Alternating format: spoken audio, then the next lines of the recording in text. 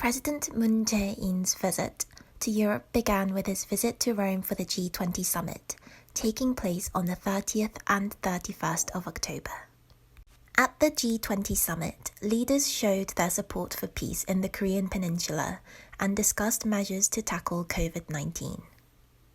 They pledged to vaccinate 70% of the world's population by mid-22 and cooperate to resolve issues with shortage in medicinal supplies and hospitals.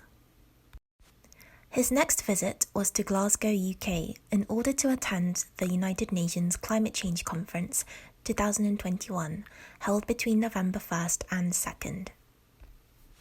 At the summit, President Moon Jae-in pledged to reduce greenhouse gases in Korea by 40% in comparison to 2018, and the establishment of a Youth Climate Change Summit in order to involve the youth in a matter which concerns them.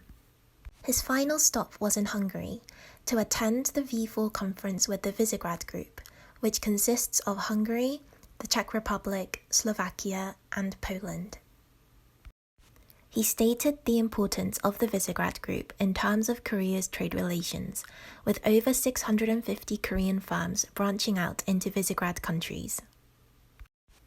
There were 3 things that were agreed upon during this meeting. The first is cooperation in science and technology, recognizing the V4's strength in core science and Korea's strength in ICT. The second is cooperation in energy and infrastructure. Korea plays an active role in the infrastructure of V4 countries in traffic, energy, and digital industries. The third is cultural exchange between the countries through the youth. President Moon stated his support for the Visegrad Fund and that Korea would continue to contribute.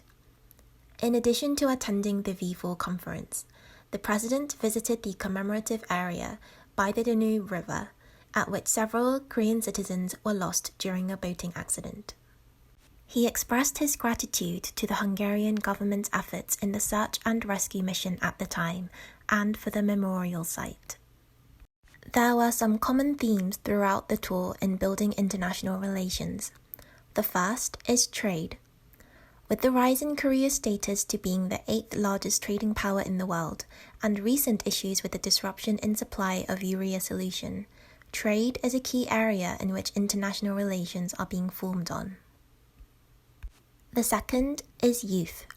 At the COP26 summit, President Moon Jae-in discussed the establishment of a Youth Climate Change Summit.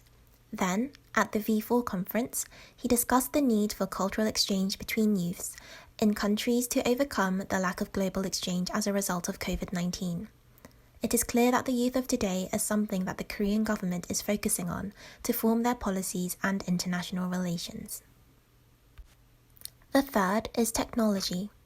President Moon stated the importance of international cooperation in sharing scientific knowledge and technology in combating COVID-19, as well as in terms of Korea's strengths in ICT.